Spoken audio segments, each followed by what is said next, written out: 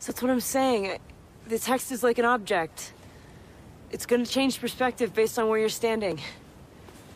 I don't know. Hello? Can you hear me? Can you hear me? I missed you, baby sweet. It was a day. It was a day. Please tell me you're seeing this too. From Seattle, we're Drinking the Movies. I'm Taylor Baker. And I'm Michael Clausen. Ooh,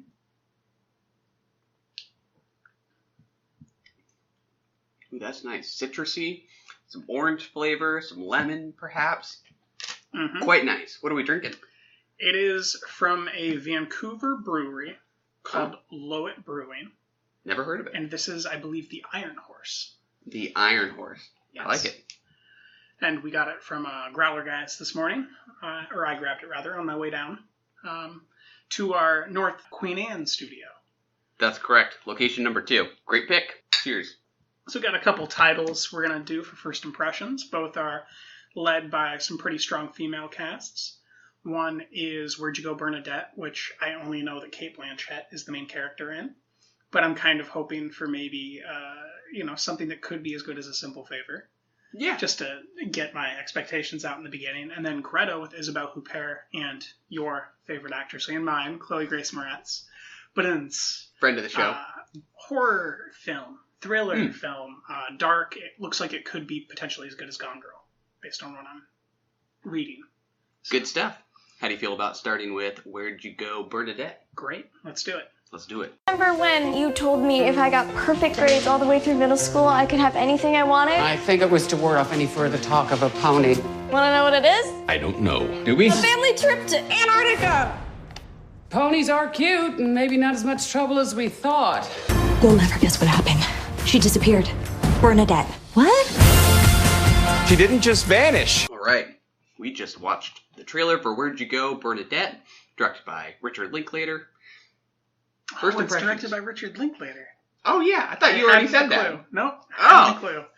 All right. Well, that's even more enticing. There you go. My first thing is that this seems like maybe the most complex and well-rounded character that she's going to have gotten to play since Woody Allen's Blue Jasmine.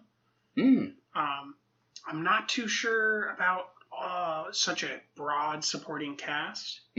Yeah. But if they play it well and it ends up being kind of a Poirot, like, slapstick thing with all these side characters, it'll go well. It's certainly not in that Simple Favor tone that I thought maybe it would be. Yeah. But yeah. It does have that screenplay motif that, what was the film with Lola Kirky and Zoe Kravitz? Gemini. Yeah, same premise there too. Right? Another one about a character going missing and the rest of the cast going on a hunt for that character. Yeah, it looks a little more commercial than I was expecting, just knowing that it was from Richard Linklater. Yeah. So I will be very curious to see like what sort of idiosyncrasy he brings, because I think he usually does even bring to his commercial project something a little bit distinct.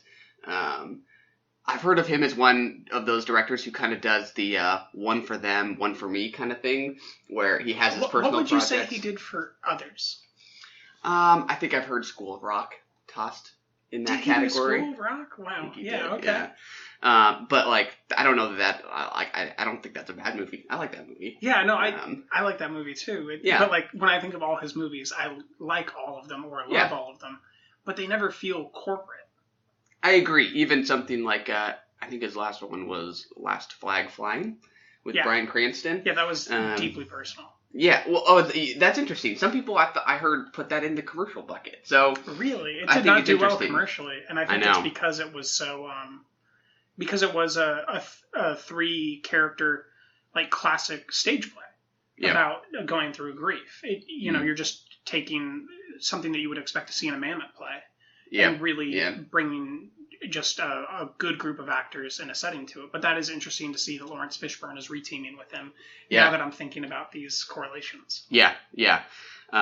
He's easily one of my favorites between like Boyhood, the Before trilogy, Slacker, and then I think you do sense that kind of commercial touch in others.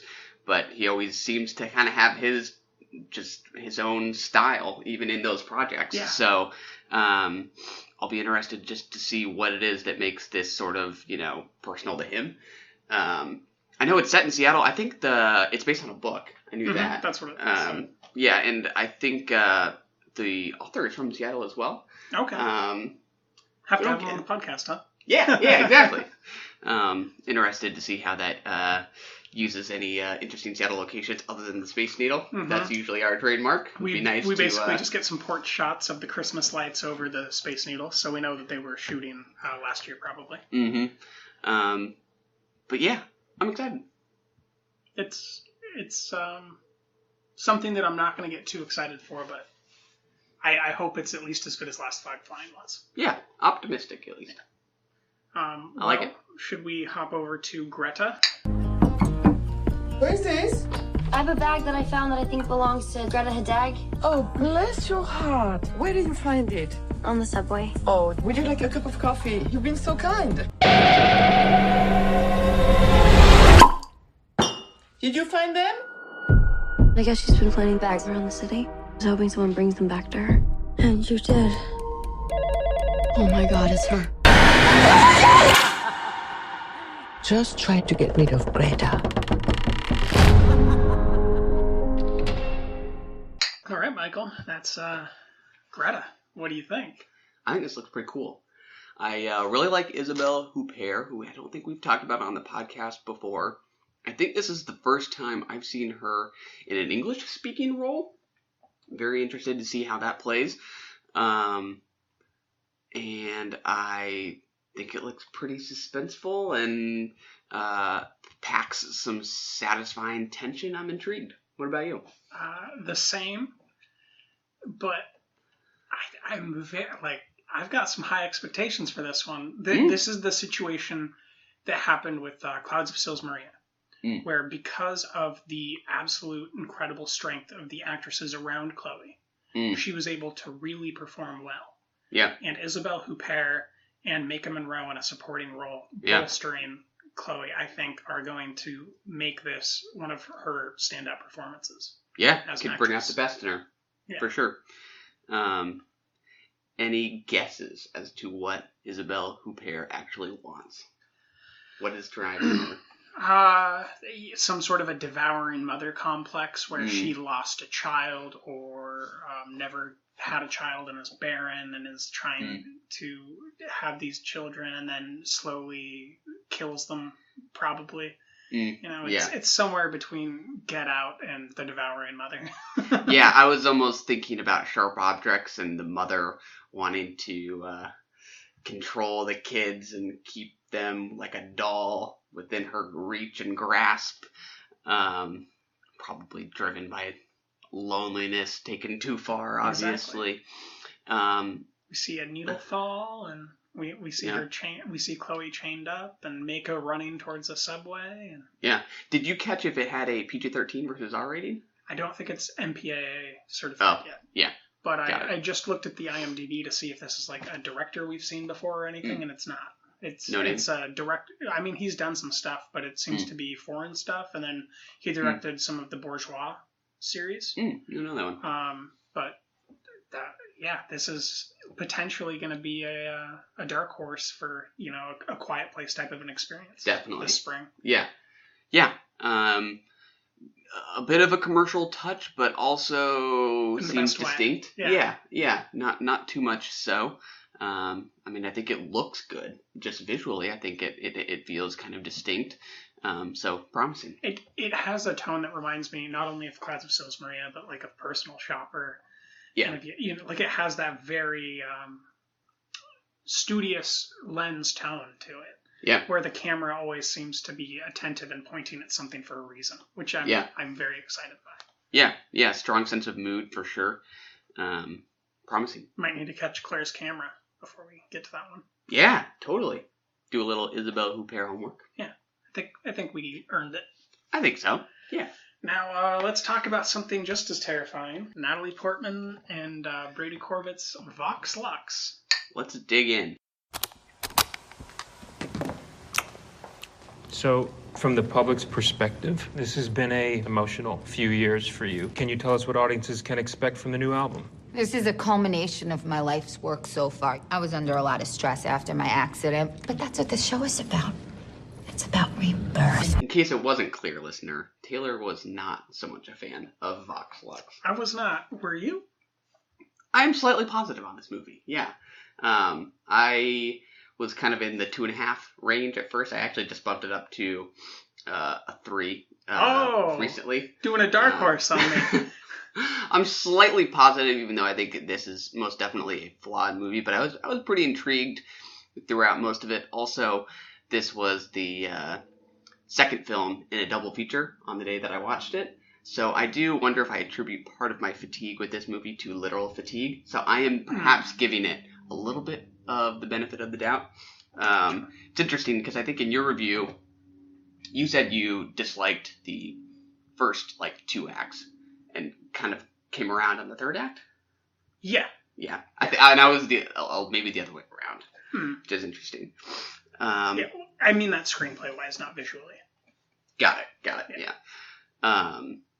But maybe we could start with performances since you were not so pleased. No, Natalie Portman sets a very high bar for herself, and she's failed to reach it this year. I did not like Annihilation either. I disliked this more than I disliked Annihilation. But I mean, if you go back and you watch Jackie, she is one of the most talented performers working today. There's a reason why Black Swan, for some reason, creeps up every single person that likes films top 100 of this decade. Like you might not at first want to put it, or the last 20 years rather, you might not at first want to include it, but then you slowly think about what's happening, how good Mila and Natalie are, and it creeps up. She has something about her tendencies that are really good, and she has some great tics here. There's a lot of good makeup work, but when she's performing as a pop star, I saw a lot of girls on Letterboxd respond well to that, but I thought it was terrible. I thought that was some of the worst concert footage that I've seen all year, especially when I'm thinking about Bohemian Rhapsody or A Star Is Born in context. Even some of those moments we spent with Jeff Bridges. In that, what was that movie we watched with Jeff Bridges for? Crazy Heart. Crazy Heart. Yeah. Even some of those moments are much more personable and I think shot more artistically. If the point was to feel hollow and fake and empty, then I suppose that it was good. If that was its purpose, but just to look at and to listen to, I was not pleased. And I love Sia. Love Sia. Yeah, I read on Letterboxd multiple people say, or just, a handful of people as I was scrolling through, say that they disliked a lot of the movie, but they thought the concert footage was good. And for me, that was easily the part that was most grating for me. Yes. Maybe it's just partly not my kind of music, but I was not crazy about how it was shot either. I also hate the rehearsed dances that she's doing. I'm more of a Lord style person where I just want to watch the artists totally imbibe their music with themselves, like Donald Glover and Lord tend to do. Yeah, and it's long. I mean, Bohemian Rhapsody is a fair comparison because that also has a super long finale concert-wise. I thought this was way too long, but maybe I was also just a little fatigued at this point. But I mean, it just did nothing for me personally. They did have a better audience than Bohemian Rhapsody. It had a real audience, fortunately.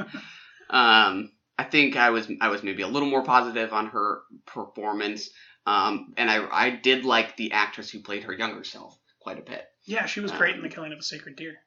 Definitely. I spent the whole movie wondering where I had seen her before, and then it was as soon as I remembered her singing the pop song in The Killing of a Sacred Deer that I put it together.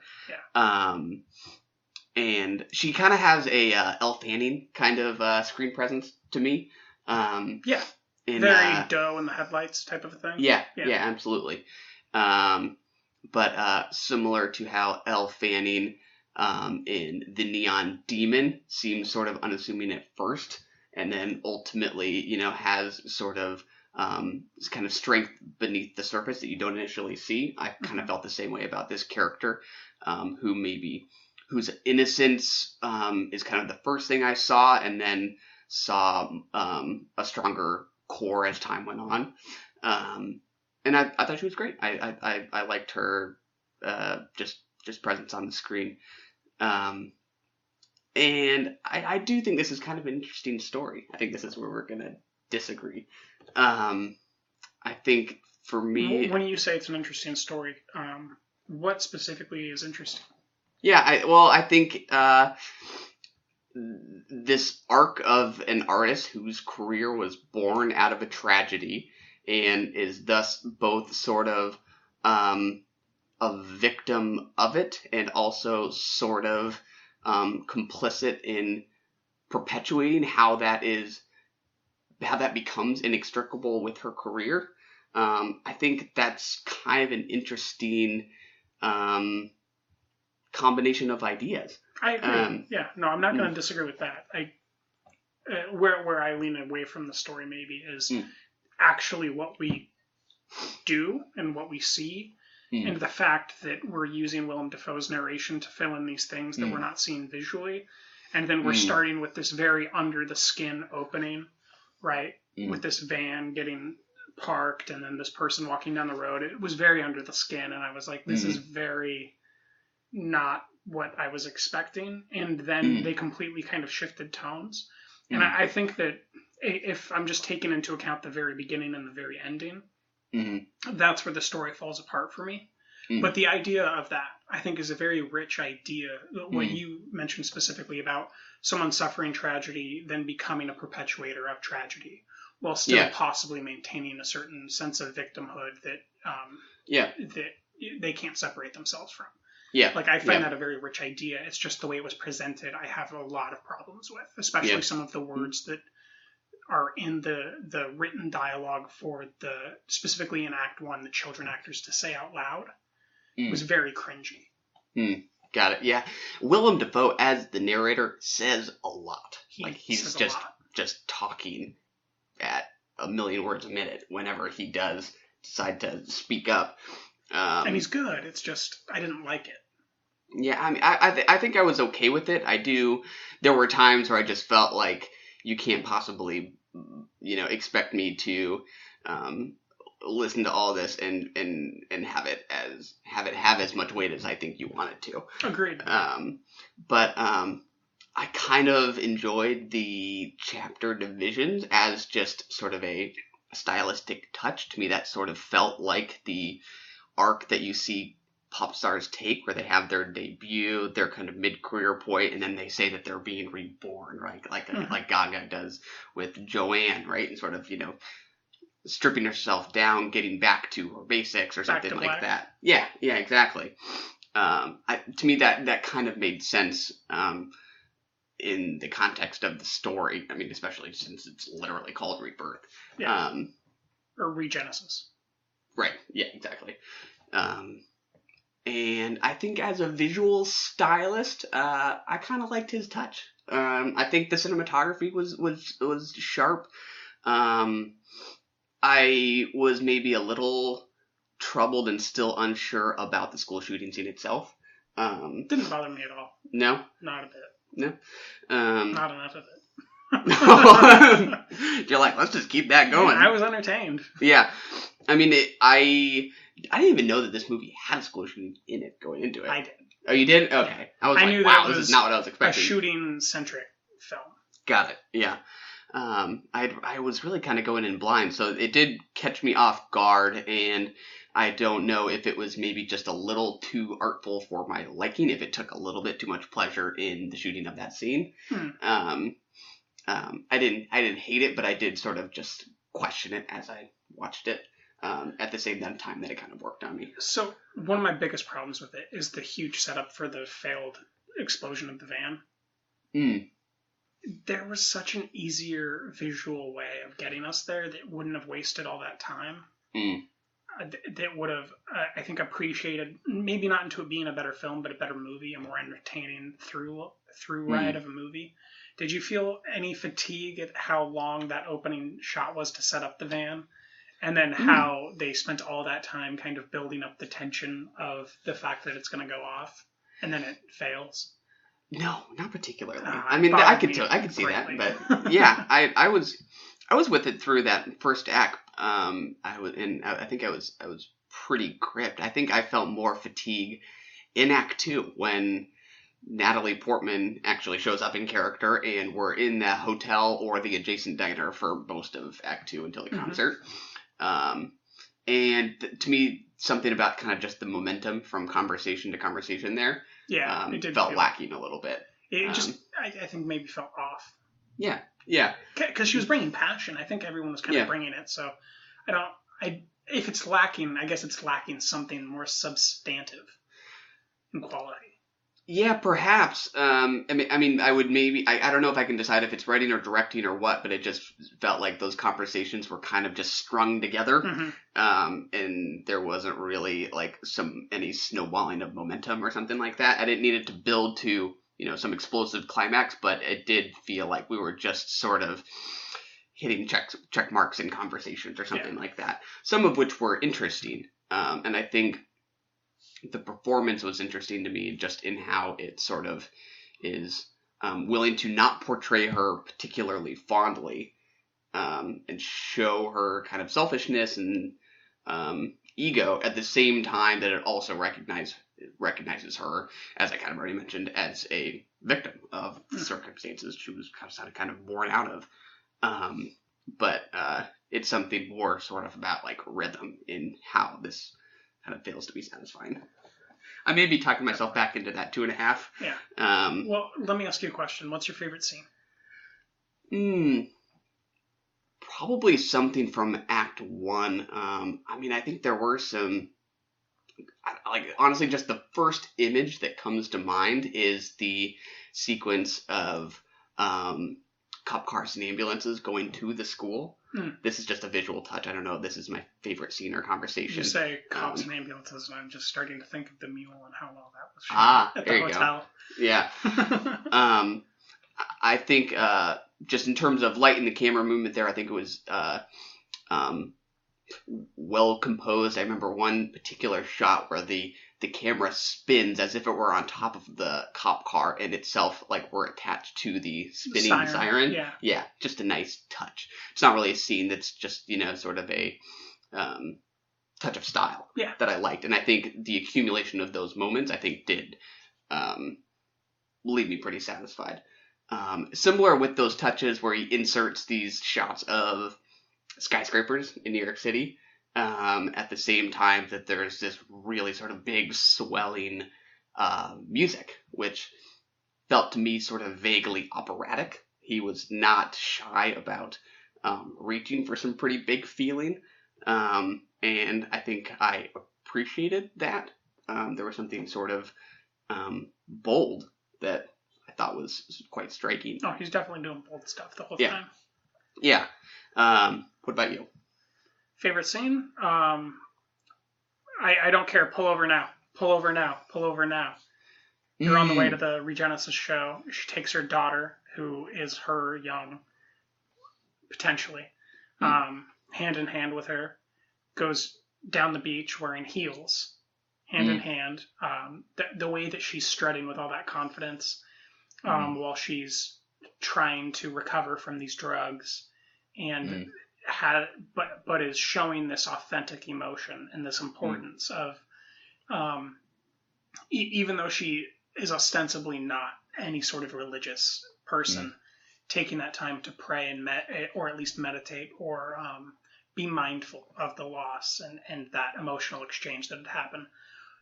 That was just a really powerful, well-written moment, I think, because of how tenuous everything was in the build-up and how stressed out we were, or at least I was, in the audience at the traffic, and the fact, like, I was still caught up in the fact that she had to get there, and the way that everything just stopped and how beautiful the stopping of everything was. I just found really touching. Yeah, great scene. I agree. We hadn't talked about Jude Law, who I did like. I was about to ask you, who's your favorite actor?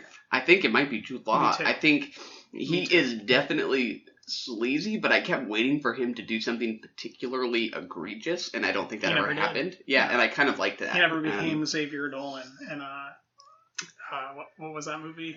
El Royale, the battle. I can't even remember the whole name now. Yeah, the something at the El Royale. Good times at the bad times. Chris Hemsworth's shirt off at the El Royale. Got it. There it is. Yeah. In one of his first scenes, he's having this conversation with young Natalie Portman at the studio when they're trying to produce a song, and she's not quite hitting the notes or something like that, and he pulls her out into the hallway. And she says something about the swearing around her sister. Exactly. Yeah. He's kind of uncomfortably close to her. Like there's something vaguely sort of intimidating or sexual, and he kind of has a lower pitch here than I think he normally does. And there's something vaguely kind of threatening about him. But she somehow kind of ends with the upper hand with that comment. Yeah. That she's still giving him orders, right? His career still depends on her. I think there were moments like that I think worked quite well. And I also really liked Natalie Portman talking to, the name of the actor from It Comes at Night in the hotel. Oh, yes. Christopher Abbott. Oh, he was great. Not enough Christopher. There's definitely never enough not. I was like, why is he only in this scene? He needs to be in this entire movie. That's my exact thought process too. He was great. Another note that I had was, this is, I'd say, in that docudrama genre that we get in Lean on Pete, more specifically that we saw in The Writer. And I particularly think that some of the visual stylings and the tone and just the use of screenplay and camera really reminds me of Chloe Zhao. And I wondered if you had that experience, and if maybe that, if you could draw a through line there to why you're able to appreciate this movie from a grammar of images in a way that I'm not, because of the way that you also appreciated The Writer.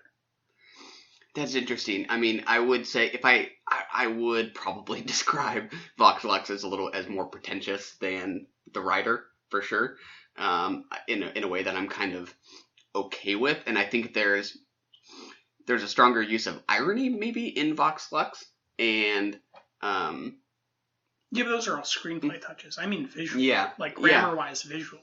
Do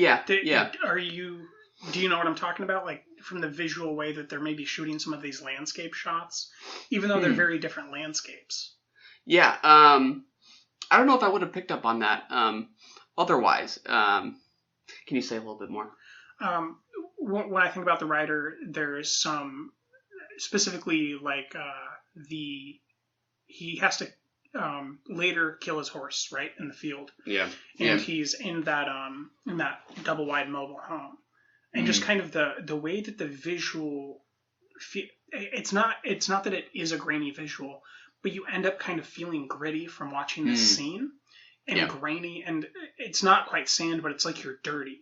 Like just watching the scene unfold with the drinking the alcohol, and these military guys, and the interaction that happens with the old man who comes over with his daughter. It just has a certain grainy quality that through the screenplay and the way that she uses her camera ends up kind of having a textual feel when you think about the scene. And I think that Vox Lux might have a textual feeling, like a tactile feeling when you think about some of those scenes. Like in Sweden, there's kind of a gossamer hollow veneer to it that is similar to New York, but then there's these moments in the hallways where the sisters are interacting and there's something more tangible there. I guess they kind of have this tactile feel to me when I think about some of their scenes. Even though I don't like their films, I think that they're very image-driven filmmakers in a good way. Yeah, I think that makes sense. I don't remember if it was in your review or if you just mentioned it in passing that it somehow did remind you of Xavier Dolan.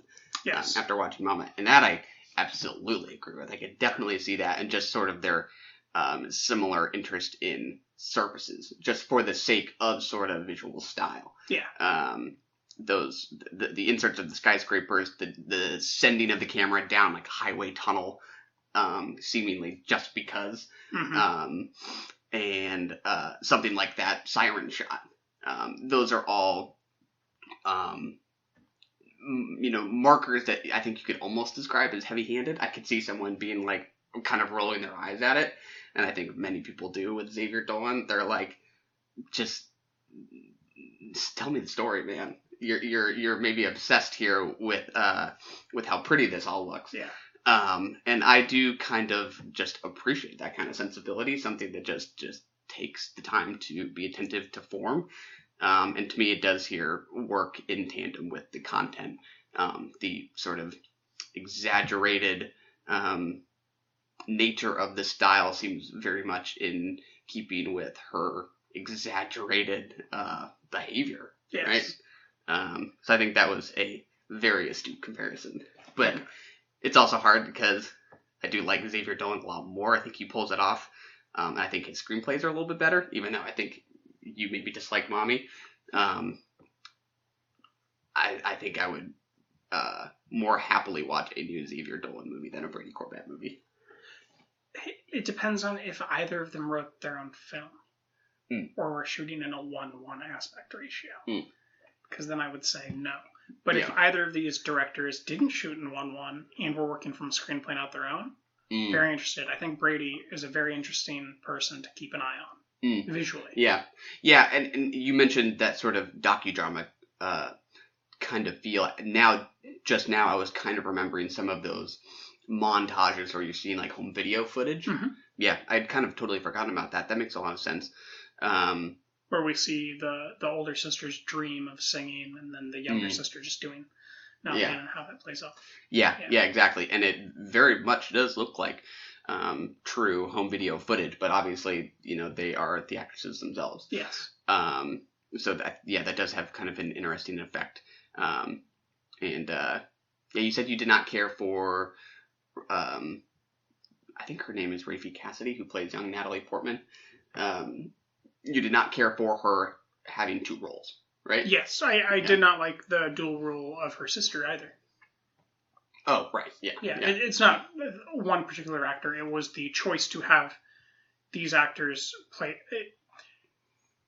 It's a very complex thing that I have a problem with. I have a problem with the claim at the end that she made a deal with the devil, and how open-ended that claim is made by some of the transcendental imagery that could be implied by the fact that they recast the same actors without using any age makeup to make it a real transition, because that leaves open a lot of possibilities about this all being a dream, about this being a vision in a coma, about this being a vision of the future as she's making the deal with the devil, etc. Yeah, that makes sense. I think I maybe saw it just from a slightly different angle. To me, something about this movie implied cycles of different kinds, like the cycles of violence and terrorism, a shooting. We go from the shooting to 9/11 to this shooting on the beach, and how that's sort of symmetrical with these cycles that pop stars go through in terms of a debut, a birth, a rebirth. The idea that like we're watching people process these things that just seem to start all over again somehow seem to kind of make visual sense to me, in that we see her daughter played by the same character or same actress that played her. Something about just the repetitiousness of everything we're seeing. But did you catch that actress was expected to be, I think, 12 in the beginning, as young Natalie, and then she was 17 in the end of the film? I hadn't thought about that. There's just some technical problem. There's some technical stuff that I have major problems with, just because I think they're lazy. Got it. Yeah. In general, are you okay with actors or actresses playing dual parts, or do you think it was specific to this? I'm definitely okay with it, but the problem is that they didn't do anything to make them different. They didn't even put a mole on her. You know what I mean? Like they're trying to do something without being honest about trying to do it. In a way that I find screenplay-wise to be particularly lazy and poor from a writer perspective, and that's just really coloring that thing. I have zero problem with, give me a movie that has Greta Gerwig playing 9 characters, I have no problem with it. Yeah, well, it's just an interesting topic, because the one that came to mind was Paul Dano in There Will Be Blood. Great. Yeah, it works there, but I remember people having a similar complaint there. They're like, why? This is just confusing. To me, it worked, but I think to me it does seem to be something that you have to look at on a case-by-case basis. Peter Bogdanovich, no problem. There you go. Yeah. Natalie Portman in Annihilation, no problem with the dual role. Oh, yeah. Nicely ambiguous there. It's a movie that I think would have benefited from a more concrete claim by the screenplay in the opening act. And otherwise, I just did not care for it. But I wouldn't say that someone shouldn't watch it. I just think that you shouldn't watch it if you like movies that make sense. I guess I would say maybe go see it if you like Sia and you're willing to stick with it until that scene. That was one of the only reasons I could make it through. Yeah. I personally wasn't such a fan, but hey. The songs were well written. It was the performance, not by Sia, that was bad. By no means am I saying that this is Sia's fault. No. She wrote great music. It's not the fault of the writer. It's the fault of the performer. That's Vox Lux. It was. Let's get guilty. Do it. De ringer. Det er alarmcentralen. Hallo? Taler jeg med Iben? Hej, skat. Love it. Love it, love it, love it. You watched this like 2 days ago? 2 days ago, 3 days ago. It's hard to say. I've watched maybe 60 titles in the last 2 days, so a lot of shorts. It's all blurring together, yeah. And it's been more like 6 months since I saw this one. Really? I saw it at SIF. So. You just logged it last Saturday, I think. What? Yeah. No way. I'm pretty sure I saw you logged it like last Saturday, didn't you? Maybe. I don't think so. Unless I somehow accidentally hit something on Letterboxd. It was one that That's why I brought it up to begin with. Oh. Let's see. Maybe I thought maybe it was a different Michael that logged it. That's great. It's possible. Let's see. Let's go to diary. Yeah, it was a different Michael, I guess. Uh-huh. Oh, you rewatched The Fits, did you? I did rewatch The Fits. Nice. It was late. Just needed something short. Well, yeah, let's just do a brief on The Guilty then. I thought you just watched it. My bad. Yeah, no, that's all good. I mean, maybe it popped up because you altered your review or something? Did you do any editing last Saturday? I don't think so. Huh. Unless it was by accident. I feel like there's no one else that has a photo of with their opera glasses on Letterboxd. Hilarious. That's how I know You're it's like, it's the other guy with the same binoculars / glasses thing. Those are opera glasses, sir. I know my thing. You're gonna have to remind me of specifics, but we can certainly dig into it. I mean, fortunately, it's tight enough that like it's sort of easily. It's not that hard to remember the broad strokes and where it goes. It starts out, we don't know what he did to have to go to court the following morning. Yeah. He's in a call center room answering emergency numbers. I believe it's 211 for emergency services in Denmark. Sounds right. Yeah. Maybe not Denmark. I can't remember.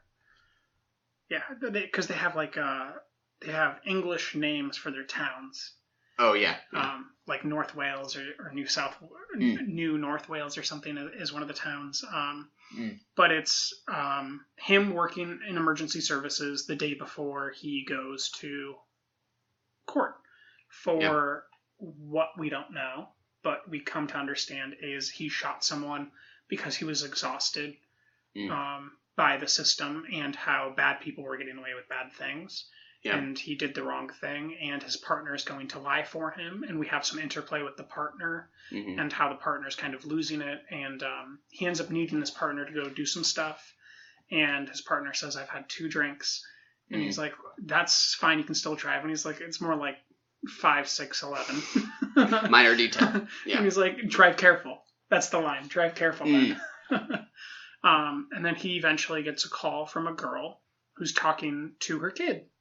And he comes to find out that she has been possibly kidnapped by someone, and he's trying to find out how and trying to help her say the correct words on the phone so that the person kidnapping her doesn't get suspicious and thinks she's talking to her child.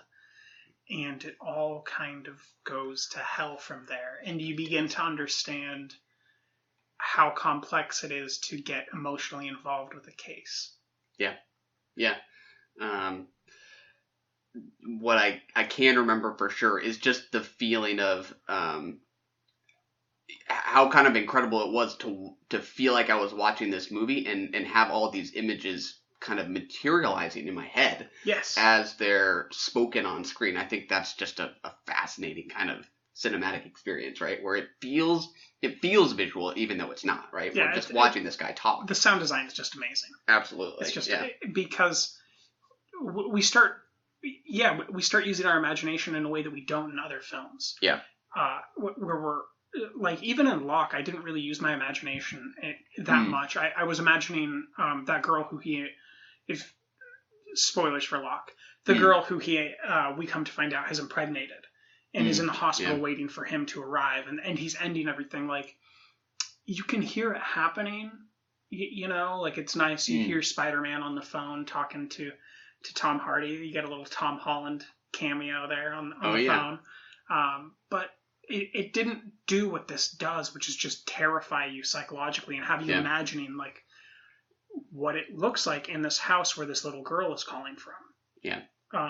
Who he ends up calling, and there's a lot of interplay between different people he's calling and trying to keep someone on the line who's been kidnapped or is a little girl who's suffered this kidnapping as well, and trying to get the correct services to do something, and then trying to get them to do something they're not supposed to do. I don't know if you remember the break-in scene where he's on the phone with somebody else from emergency services, and she's like, what do you want me to do? Tell him to break in. Tell him to break into the guy's house. Yeah. So they can figure out where they're going. Yeah. It's just it's a special year for foreign films. It really is. I think that the foreign offerings for the Oscars this year are going to be definitely better than the national offerings. Yeah, I think this is on the shortlist for best foreign language film. Yeah, with Roma and Shoplifters and Burning. And even though I'm not a huge fan of Burning deserved the Palme d'Or. All right, I agree. Visually, like, it is a stunning film and much more interesting than what's getting nominated again, Black Panther. Yeah, competitive year. Yeah, the idea, you know, when you hear people talk about, you could argue that none of us ever see the exact same movie because of what we all bring to it, especially with this one, right? Like, I feel like I know exactly what images came to mind when I watched this movie, and I am fascinated to know what everybody else was seeing, right? As they experienced the same thing. I think there's something really great about how we all sit in a room and digest the exact same thing and experience something kind of completely unique. Especially with kind of what is ostensibly a three-roomer, right? Yeah. Because we have the main call center, and then when things really start going bad, and he has to start making these personal calls and actually breaking the rules to try to save this woman, he goes into a separate call center where there's no one else. And then the shift changes. Yeah. And when the shift changes, he lowers all the blinds. And all of a sudden the lights change. And it's all dark. Yeah. And the story gets dark from there. Like, it's this great visual cue because you're just in this room on the phone. And I'm pretty sure that for you, the red light that is being reflected is probably like just next level beauty. Because it's like it's reflecting on his face during that whole scene where he's trying to talk her off this ledge. And when we find out how she freed the baby from the snakes, it is basically coinciding with those blinds of darkness. And then when she when a phone falls at a crucial moment, and he's listening and we're listening, and this phone is falling and it cracks, and our hearts sink and our stomachs drop, and he gets up and he starts smashing all the sources of light in the room besides this call light. It was just, oh my God. It was such a good screenplay and a great debut film.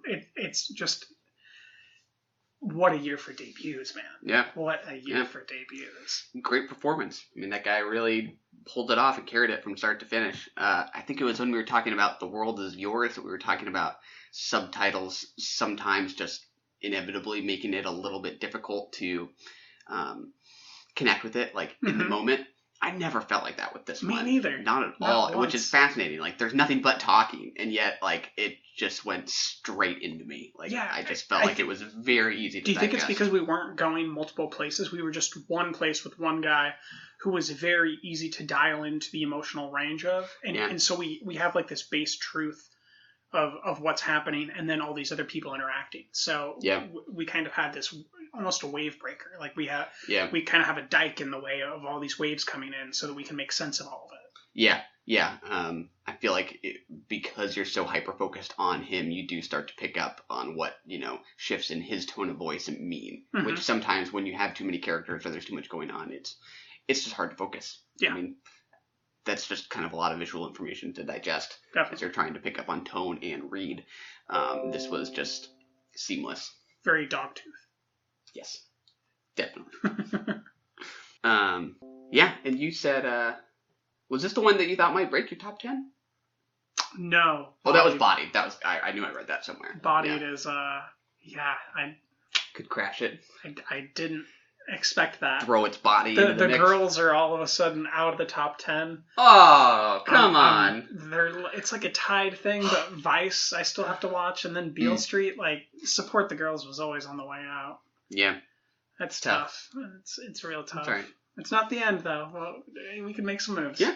Make some moves. There's time. Any other thoughts on The Guilty? I wish I had more. It's just been a little while. I think everyone should watch it if they like film. It's just such an exciting offering that is so quick and so tight. Like it's just one of those great screenplays. I think it should be considered one of the best screenplays of the year. I really do. I agree. There's something kind of crowd pleasing about it. Like, it just seems like most people could get on board with this because the tension just speaks for itself. Yeah. The suspense speaks for itself. I mean, it goes in dark places, but I think anybody will be satisfied by it. If you liked Buried with Ryan Reynolds, if you liked Locke with Tom Hardy, or if you liked Frank Grillo's, was it The Wheelman or The Driver, Netflix film that came out in maybe the summer or late spring.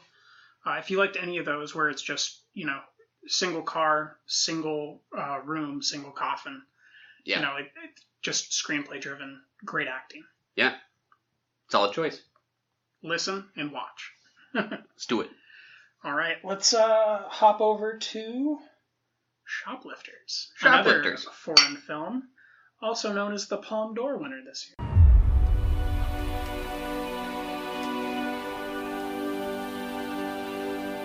家族になりすましていた人たちが一体何を目的にこの家に集まっていたのかは未だ謎に包まれたままの状況です。子供に万引きさせるの後ろめたくなかったですか？俺他に教えられることが何にもないんです。 Directed by Hirokazu Koreeda, I think is how you pronounce it. I'm gonna leave it to you. Yeah, I've only seen one other movie of his. He had 2 movies come out this year. Did you know that? I did not know that. Yeah. What's the other one? The other one was called The Third Murder, which was like a courtroom drama. I haven't heard of that one. Yeah. I don't know how that would transfer. Or translate, rather. Yeah. But yeah, busy guy. This one has grown in my mind a little bit over time. Yeah, I think that I might have just had uniquely high expectations going into it. A la Burning? I don't know. I mean, even with high expectations for Burning, I really loved it in the moment. No, that's what I mean. Like, Burning set up a high expectation. Oh, and because they were both nominated for the Palme d'Or. Yeah. And one won the Palme d'Or and one lost, and you loved the other one, gave it a perfect rating. I did. And this is notably not as good as Burning. Even though I rated it higher because I enjoyed it more, it's not as good as Burning. Yeah. I would agree. Even going into it, I knew that it was sentimental. I was still surprised by just how hard it went for your heartstrings. It did. Which is okay. I mean, I think I personally just like my the emotional tug to be a little bit more subtle somehow. I sometimes felt like Shoplifters was a little bit just too designed to give you something just to take it away. But I was affected by it nonetheless. I almost felt like it was a Miyazaki live action at points because of the grandmother and how funny and yet loving and astute and it's not Miyazaki, but it's in that tone of the way that Miyazaki presents these grandmother characters. That I really enjoy. I think the grandmother was definitely my favorite character. I would agree. Yeah. Well, actually, I have to think about that. I mean, there were multiple characters I liked pretty well, but she was great. Now, best performance, that goes to the, I don't even know who she is, but the mother. Yeah, the wife / mother. Yeah, I would agree. She was incredible. Yeah. I want to watch more of her. Just jumping into favorite scene, the scene towards the end. The sex scene? Oh, actually, also a great scene, which she shares with the husband, who I also liked quite a bit. But the interrogation scenes at the end, where each member of the family is sort of looking into the camera as they're being questioned, and the wife's being questioned, in particular, her interrogation in particular, I just thought was just so striking. I mean, she starts weeping quite quickly into it. She's like brushing her face. All the wiping she does. Yeah. Yeah. Like she's trying to push back the tears or something like that. And the mom or the interrogator is asking her about motherhood or something like that, and she's saying like, I know this must be hard for you because you can't have a kid or something like that. It's just, that was devastating. That absolutely hit me pretty hard. At the same time that I kind of felt like it was trying to really just yank at my heart. I don't know. It didn't hit me as hard. No? No, it's not that it was melodramatic either. It's just some of those other moments were just, I enjoyed more, found more to them.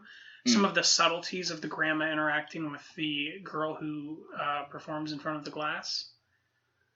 Oh yeah, the granddaughter. Kind of. Yeah. The bus scene at the end with the father. Yeah.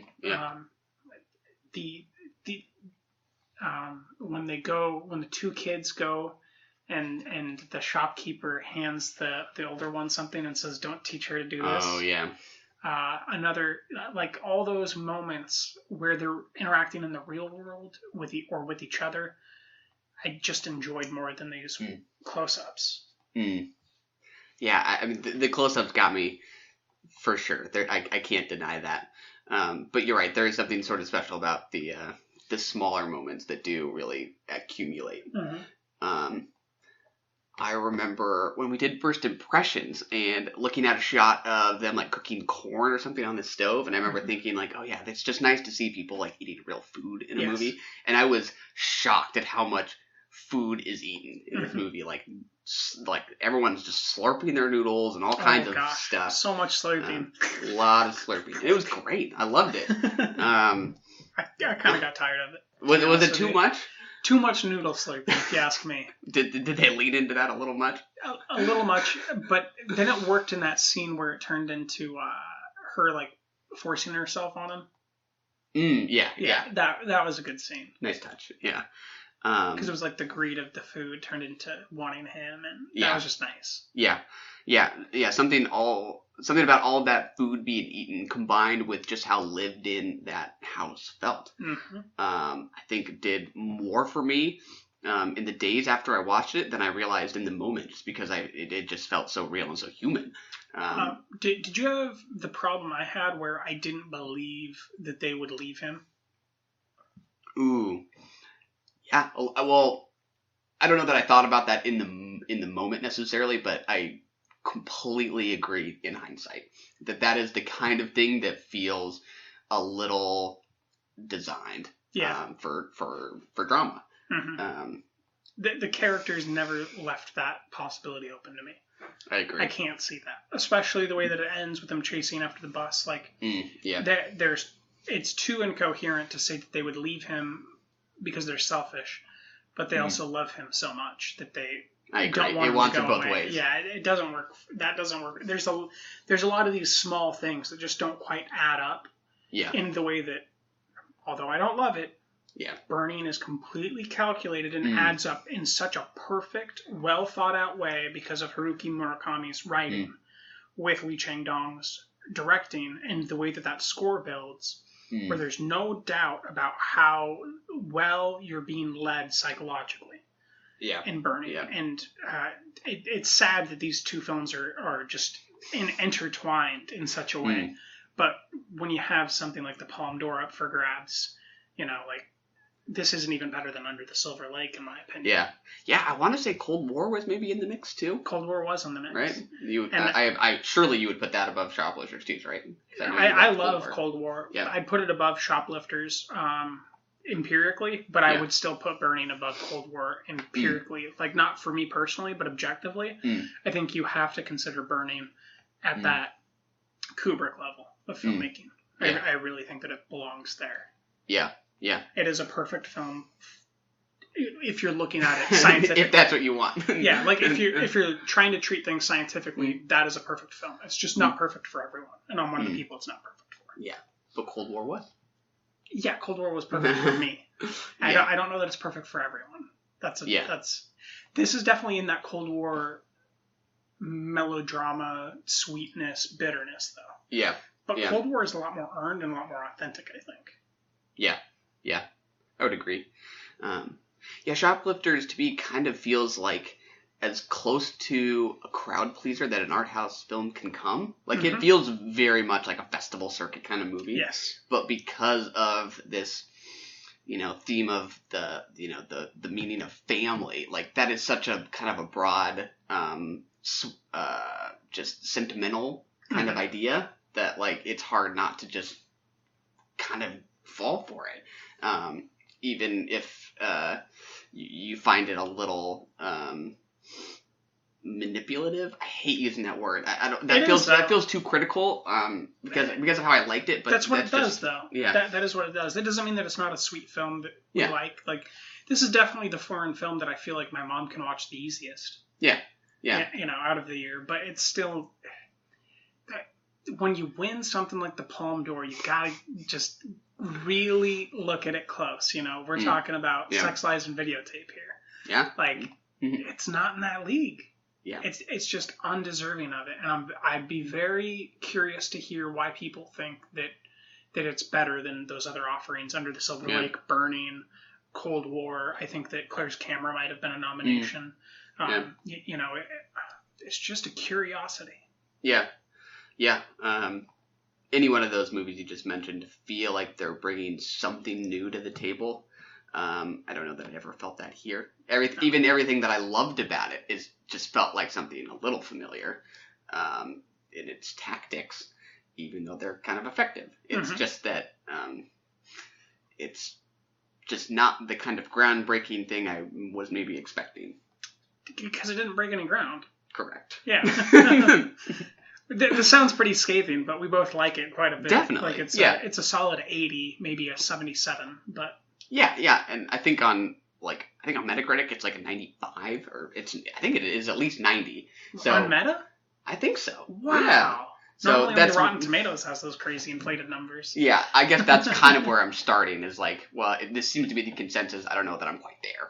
No. Despite it's very a much 4 if you round up from 77. I think. Yeah, there you go. It's between 76, 78, somewhere in there. It's not quite that 82 where you're like, this is definitely a 4. It's like, this is a 4, I guess. Yeah. And, one that I'd watch with my family, no doubt. Yeah. For sure. It's almost feels kind of right for the holidays because of the theme of family. I could see people enjoying this, for the next month as this makes its way around art houses. Child actors. Great, especially the youngest girl when she looks over that porch at the very end. That was heartbreaking, just earth-shattering moment.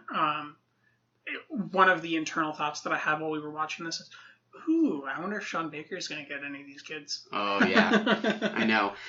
It's not very often that like I'm dying to know something about the behind the scenes workings of a movie, but when it comes to child actors, sometimes I am just dying to know like how much coaching did that require, because I didn't and how like her much that was just much. the nice set. Yeah, and like the nice environment of the set. Yeah, and the little things she would do, just like she would bite her lip in kind of a distinctive way. I'm like, did she just do that? Because it's great. Maybe he was just like, do that again. That was spot on. Yeah. They are gonna weep. Also, some of the interactions with the older boy and the father when they're talking about Morning Wood, particularly, was just this really sweet and hilarious family interaction that you would never have in a normal family with your actual father.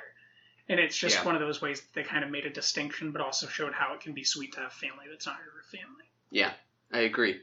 So we didn't quite buy that they would have abandoned the kid. Did you believe that the kid was maybe bitter enough to sell them out like he did at the end? Sell them out? He sold them out? Well, I'm trying to remember what it was he did that he then confesses to the father at the end, just before he gets on the bus. Oh, that he got caught on purpose. Yes, exactly. Yeah. Which to me was sort of implying that he was bitter after learning that his dad and his mom had actually just stumbled upon him. That was not my translation.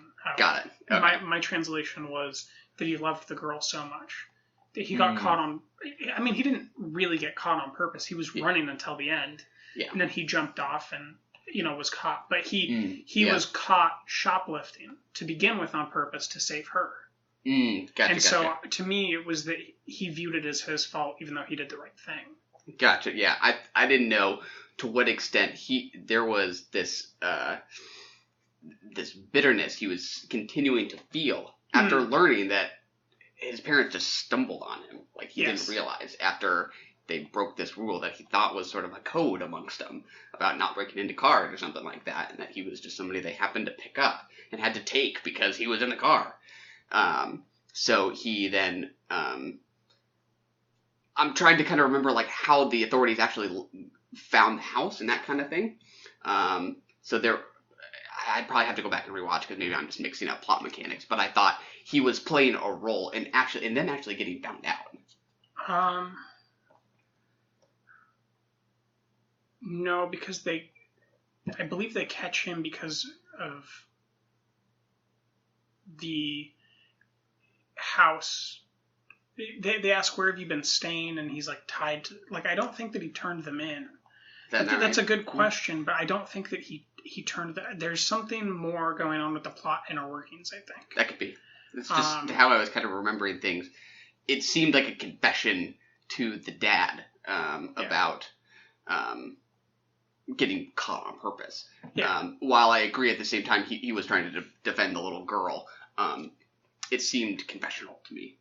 I mean, maybe there's something there going on with the rejection thing. I definitely think that there was something building up, but maybe it got lost in translation. I didn't buy that he was deeply affected enough to completely turn everyone in and compromise everything. Yeah. That's not really my takeaway was that he was willing to get caught to save her, and then things just devolved from there. I almost think that it's more to do with the little girl and the people trying to repossess the house and the grandma not showing up to do stuff. Because the way that they all show up at that address, it's not like he could have given them the address. Yeah, but I couldn't figure out like why why that would have been like difficult for him to confess to his father or tell his father. He was like, oh yeah, like I was just trying to protect Yuri, I think her name is. Yeah. I wasn't sure like why that. I think he was angry at his dad. Yeah. Yeah. Because of that car scene. Yeah. I do think that there was pent up resentment and confusion. I just don't know that I ever bought in that was a transformative moment to that extent. I think it was the beginning of a transformative thing. And then these other actors came in, and the police finally, because they'd been there before already, like that had been something in development for a while. They were asking, where's the grandma's body? Like there were all these other things in play besides the boy getting caught. Yeah, it is kind of a plot-driven movie, and how all these characters are related. And sometimes I was just basking more in the kind of lived-in texture of this house and them just being together. It even took me a little while to realize, like, who was related to who. I was like, are they actually... I think they are a family, right? And then I was like, oh, no, okay. The grandma has a ex-husband whose kids have a daughter who now lives with her. Like, that actually took me a little while to put together. It took me a long time, too. Okay. Yeah, it's not something that was telegraphed. Yeah, that was... You had to wait to be told. Yeah. Which I think I was okay with, but it took me a little while. I was like, is everybody else trying to follow this as much as I am? A lot of family dynamics going on. Yeah. Solid. Pales in comparison to Roma, but solid. Yeah. The other foreign language one. Yeah. The other foreign language family drama with the better beach scene. I would agree. Seems safe to say. I think that's it for shoplifting. Let's get to the Mule. Let's do it.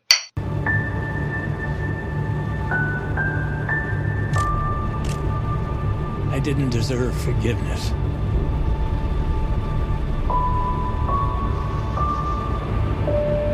This is the last one. So help me God. This is the last one. So, little film called The Mule, starring Michael Pena, Bradley Cooper. Is it Juliette Binoche? No. His wife? Yes. I want to say it's Diane Wiest. Diane Wiest, okay. Yeah. Right? That's right. Mm-hmm. We got Taysa Farmiga. Yep. Very small known actor as well. Clint Eastwood. Clint Eastwood. Sounds familiar. Right? I think he might have directed a movie. At least one. I think so. That sounds right. Yeah. Yeah, he's cool. He's alright. He's okay. This felt a little bit like, what was that Robert Redford movie that's his last movie? Oh, The Old Man and the Gun? Yeah, this kind of felt, to me, like, just perspective-wise, like it could be, or should be, perhaps his last film. Yeah, I would agree. It does seem like a career bookend, perhaps. Which you liked, yeah? I did like it. Yeah. Yeah, I think it's a very crowd-appeasing and crowd-appealing film. Yeah. I liked it too. I was quite high on it for probably 2/3 of the movie, maybe even like 3/4, where I was sitting closer to like a 4. And then I think in the kind of third act, last stretch of the movie, I kind of maybe changed my perspective a little bit. But I think just to continue on with the reference to The Old Man and the Gun, just as a presence on screen, as what he's 90 years old, 88, and his still being able to just carry a movie with charm and his kind of physicality alone is pretty incredible. Right. He's a heck of a performer. Yeah. Oh, absolutely. I laughed quite a bit. My entire theater expelled their breath and wheezed and then chortled and like self-consciously. It was very much like the Black Klansman experience. Yeah. And had I known in advance that it was going to like kind of do as much with it as it did about an old guy not knowing technology and that kind of thing, I would have been like, oh, that sounds kind of tired or cliche. It was great. Not the way he does it. No. It kind of worked every time. They did it like every other scene. There was some kind of joke, and I think most of them were pretty smooth. All his dialogue is just so charming and smooth. Yeah. Ladies, I think you're on the wrong floor. The 5th floor is the beauty pageant. Looking quite dapper. I think it's like, is it like a white suit maybe with with some colorful bow tie it's and certainly hat. light. I don't know if it's white. It just kind of seemed off-white to me. Yeah, maybe khaki or something like that. Yeah. But yeah, I was really enjoying myself for a good part of the film, and I was... Where did it die off? As soon as it started turning into a story kind of about redemption, or him starting to sort of acknowledge his mistakes and feel some regret for what he's done, I just didn't buy a cent of it. That just completely fell flat for me. I think just kind of as a genre piece of an old guy who's kind of forced into this after his flower business goes kaput, that works just fine. And I think that's both humorous and satisfyingly suspenseful. But the redemption arc felt to me like very much just a justification for the movie wanting to show us him having such a good time up until that point. And I didn't really buy that the movie was particularly like cared about like the pain or suffering that his family actually felt. Interesting. I think that he did. And I don't think it's a redemptive story. And I think it would have been a redemptive story if he would have gotten off at the end. But I think the fact that he puts himself in jail and that he doesn't start going back to his family until he starts really partaking in some of the more sinful vices or behaves with more avarice, you know, that it feels earned what he does and that he pleads guilty. It's not like he's innocent at the end and is filled with redemption. It's like he's still smuggling the drugs. Yeah. At that end scene. The difference is he murders the guys that are going to murder him, and then he goes and delivers the drugs. Yeah. And then we go into that court scene, and instead of trying to do the right thing for his family, he's trying to do the right thing for himself. What do you mean by that? By pleading guilty. Yeah. By not having that monkey on his back, so to speak, of getting away with something yet again. Because that was kind of the narrative. He was getting away with something yet again. And then he did the job, but at a cost, and he chose to he chose to accept the cost of doing those jobs, I think. And maybe at some level thought that it would be better for his family if he wasn't there. You know, like, I don't quite see it as that redemptive arc. I see it more of like a descent into the Garden of Earthly Delights, where he finds out that he has to stay there, and then from that perspective do the best thing for everyone that he cares about. And he by that descent he comes to find the people that he cares about as well. I don't know. I think it was probably at the party scene where he's at like his I think it's Andy Garcia who plays the head honcho of the cartel. Yeah. For Ocean's 11 yet again. Until he is murdered off. And it's the pool party scene, right? Where he's, dancing up with some ladies, and the camera is just kind of zoomed in on the big booties. Pretty much, yeah. To me, that is the film very much just surrendering to what its real interests are, and I cannot separate the fact that he's both behind the camera and putting himself in the lead role, and that he's more interested in just the hedonism and the fun that he gets to have as a character, that when it comes time for him to actually show some regret for like what he's put his family through, it just feels so phony. Like I just interesting. I don't know. It didn't click for me. That hedonistic fall to me was very much him embracing who he is, because he acknowledges that he's kind of at that point where there's nothing really left to save. But you mean character or like Eastwood as director? Character wise. Got it. And that because in that moment, after all that fun and before more fun, he goes down these stairs and he talks to his handler. And he says, you need to get out. Because he has nothing left. Like, whatever the consequences of this are, he doesn't care. He's fine with them. He's just living it up for now. Enjoying it.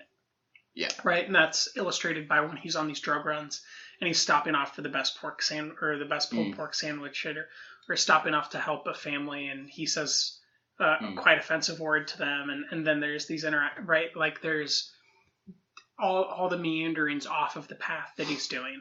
Yeah. Within the screenplay beforehand, I think tie directly into that. And just because he's going off the path constantly doesn't mean that he knows that there is a right path, and that he's not going to tell people who can still save themselves to stick to it. I think he does that with Bradley Cooper in the coffee scene, and I think he does that to his handler. And I think that maybe if you don't go along with the importance of that, then maybe you won't enjoy it in that way. But I did go along with that. I thought that was really rich screenplay-wise, because, you know, there's a lot of... I mean, I've interacted with a lot of people that are kind of, you know, beyond saving in that hedonistic way. And they do have good advice to dispense. It's just that they can't follow it because they're not in a body that really will suit following that advice. Like, they've already kind of done so much bad that they can't undo or reset their brain to have these more healthy tendencies. Yeah, I totally follow the logic at the same time that, like, I can't help but, like, feel that the movie was wanting me to applaud his vocal self-criticism. I didn't get that sense. No? I wouldn't want to applaud his vocal self-criticism. I just think that it's like an old man that made a bunch of mistakes giving someone advice.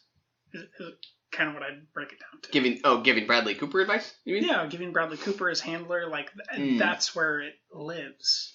Or dies. I guess on the writing floor. It maybe just has to do with just, like, camera placement and that kind of thing, and how pathetic I thought some of these roles were for his family. Like, for a story about a guy who did not treat his family particularly well, it doesn't seem all that interested in actually showing us what that actually felt like to them, and it's much more interested in showing us how much fun he has with ladies and his pulled pork sandwiches, which are great moments. I'm not saying that, like, I don't like those. It does more than him having fun, right? He's there for that last week. Yeah, which, I didn't know, like... You mean when she's sick? Yeah. I thought, oh man, when he's on the bed, she's so good. She's good. She was I did not like that when he was scene. sitting on the bed. I did not like that scene. I did. She was so good. Like, Clint, but she was so good. Yeah, I agree. I don't think it's the actress's fault, but that little falter she gets her voice. I know. She nails it for sure. Oh my god, she's so good. Yeah, she's good throughout, and I think that's a nice kind of way to go out on. But I don't know. Again, the film's eagerness to show us how excited he is by his own sort of escapades, while that scene was just kind of painful for me. I didn't. That felt very off to me. You think the film is excited to show us his escapades? Definitely. Yeah.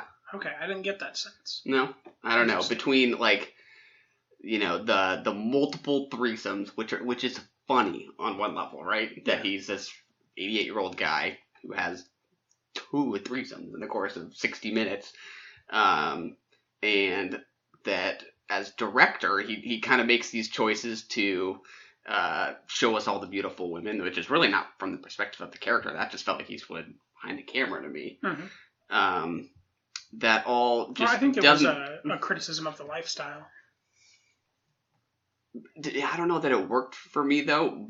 I don't know that the perspective there worked. I don't know that it was really showing me, wow, look at how decadent this is. It's, to me, the camera was really saying, wow, look at that body. Oh, really? Okay. I was thinking more decadence. Because, like, it opens up, and we're kind of getting those what I would attribute is kind of the same sort of a shot of all these cars and this giant mansion and this regal pool and these statues and this luxurious silverware and all this food, like, and then there's also the sexual stuff. And I felt that it was all being shot the same way, which was with a gluttonous appetite. Yeah, and sometimes I think that maybe did work. I think Andy Garcia's scenes kind of were sufficiently like over the top that they felt like the filmmaking was implying to me it found this lifestyle to be a bit much. And then there were shots that it felt more gleeful about just what it was indulging in. Yes. And that was one for sure. And I don't know, I never felt like those characters really got what they deserved if this movie was really interested in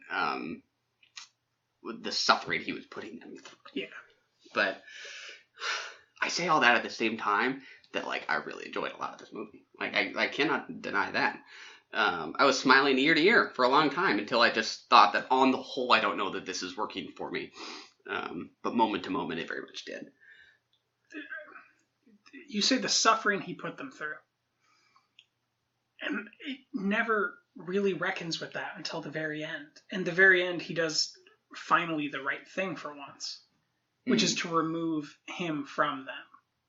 And by doing that, they, then it reverses and they desire him and all that stuff, which is a nice idea screenplay-wise for most viewers. It's this touching moment or something. But did that build-up not work for you in a deeper sense of this man slowly developing a sense of doing the right thing for the people around him? Yeah, I mean, and doing that was to remove himself from them. Yeah, I think that makes sense that him pleading guilty was a gesture to relieve his family of himself. Like, I think that makes sense. It just didn't. I was never. I don't think the film convinced me that it meant that much to him because of. I never really got the sense from him that he was really that regretful of what he did. Because he started doing, he was a piece of shit before the movie starts. Yeah.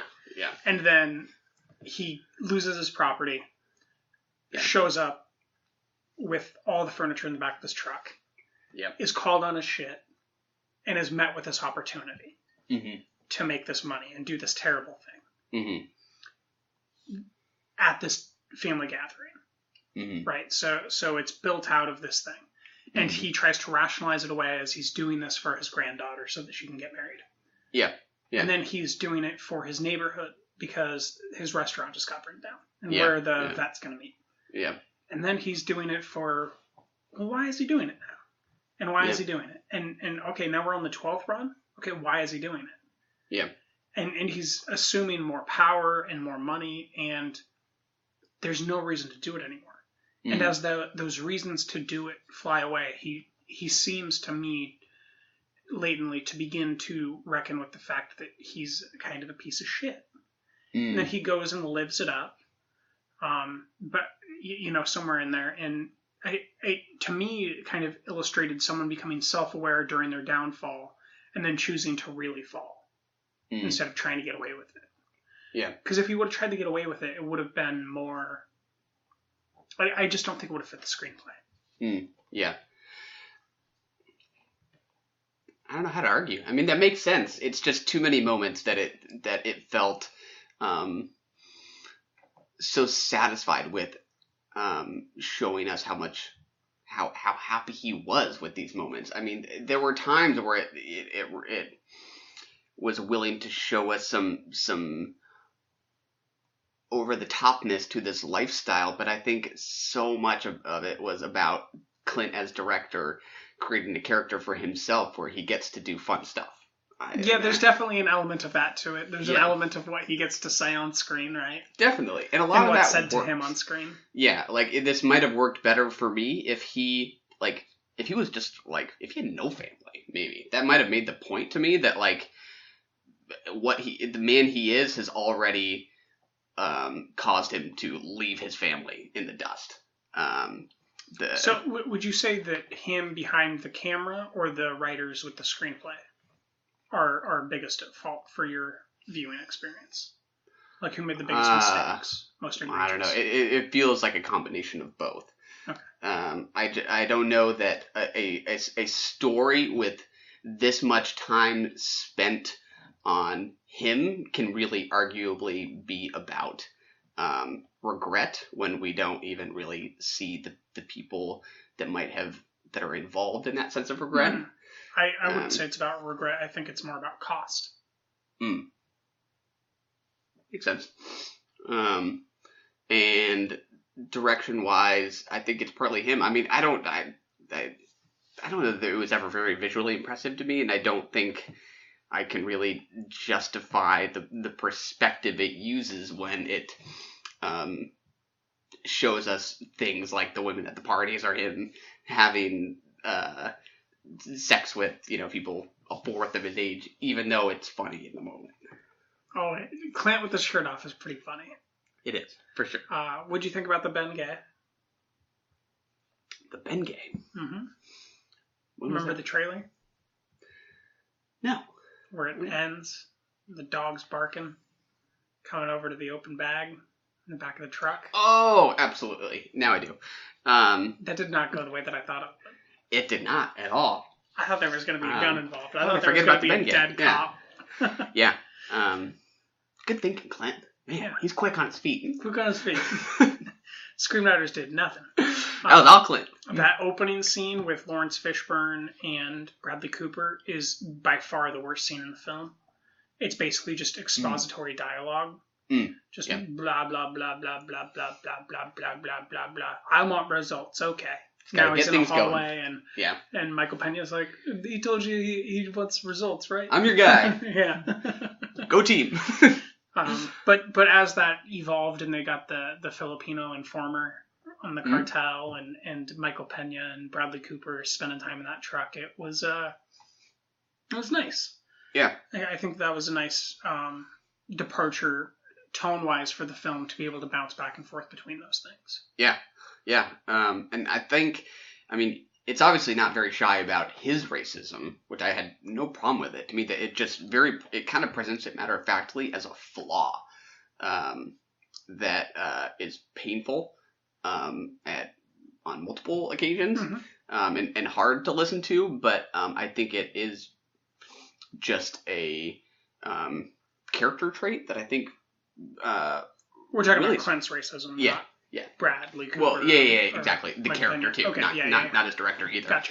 I would not write the film off in any way. Some of the mistakes, though, are interesting. I can't remember exactly what documentaries I'd seen, but there were some documentaries that it was made by an African American filmmaker. It could have been like Selma or something, even if that was a documentary.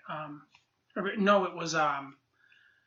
Shoot, what's the 13th Amendment one? Oh yeah, 13th. 13th, yeah. I think it was in 13th. There was this issue where a man who had grown up, or a man who was living in the 50s or 60s and was still alive, was being interviewed by that filmmaker, and he said, "Do not call me black. Do not call me African American. Call me that N-word, not the really offensive one, but the one that's a color." Right? And that's the mistake that he makes on the side of the road with that couple. Oh, yeah. When he's changing a tire. And it was interesting for me to think about that because it could either be racism or it could be him calling someone based on his life experience what he had grown up with them requesting to be called, which made it a little bit more complex and interesting to see how people want to be called something different over time. And maybe that can be construed as racism. It ostensibly is in this situation, but it also, based on that 13th interpretation of that guy's preference, could be a preference thing where he's not acclimated to younger people and how they want to be called something. Yeah. And I thought that was a very interesting kind of sideways conversation happening throughout the film. Yeah.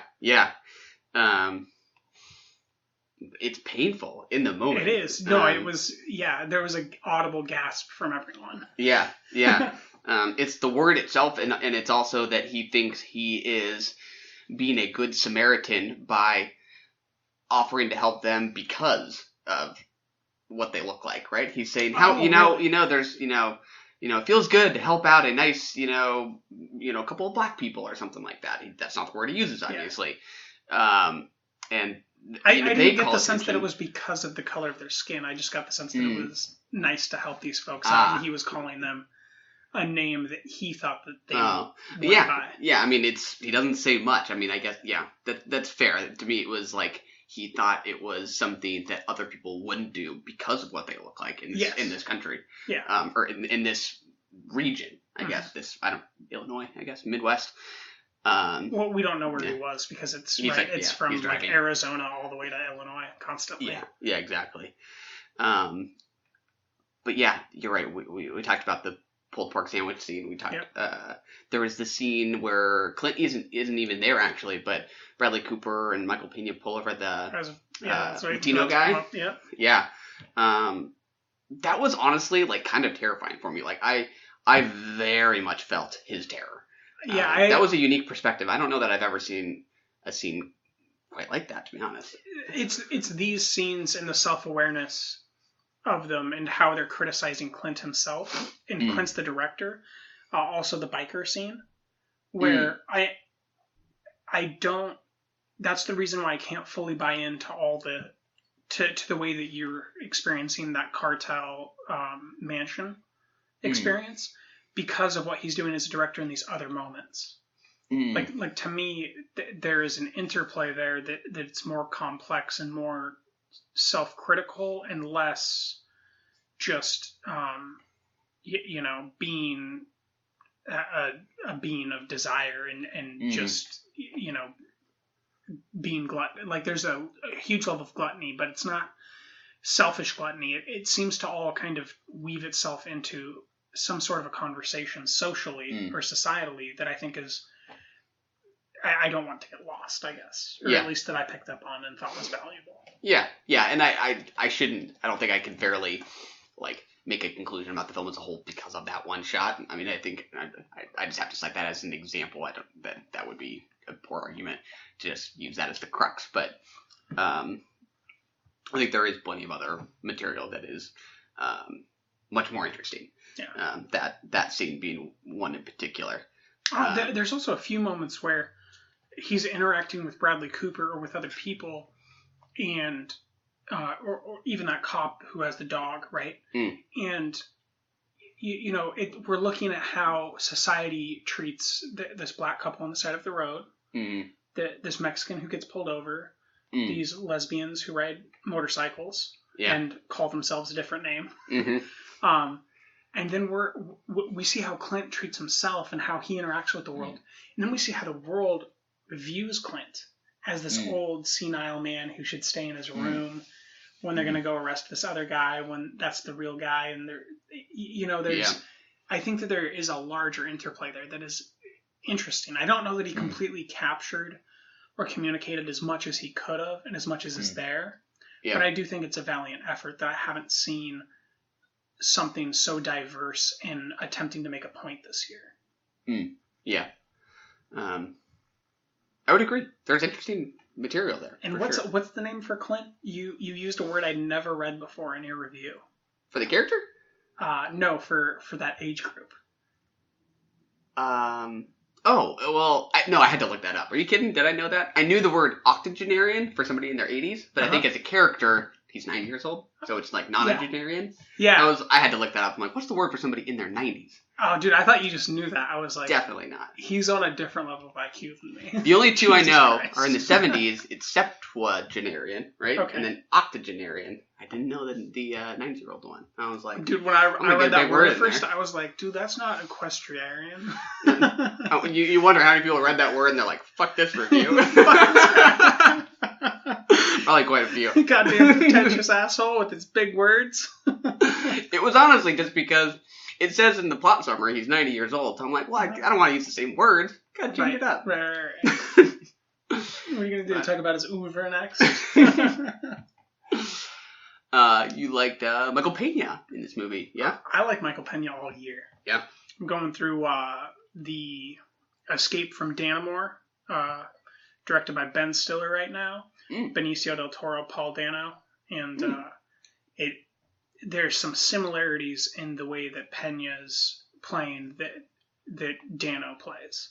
Not only in this, but in he did Narcos, Mexico, and just what a body of work. Also one of my favorite supporting actors in a comedic role in Ant-Man and the Wasp this year. Oh yeah, I forgot about that.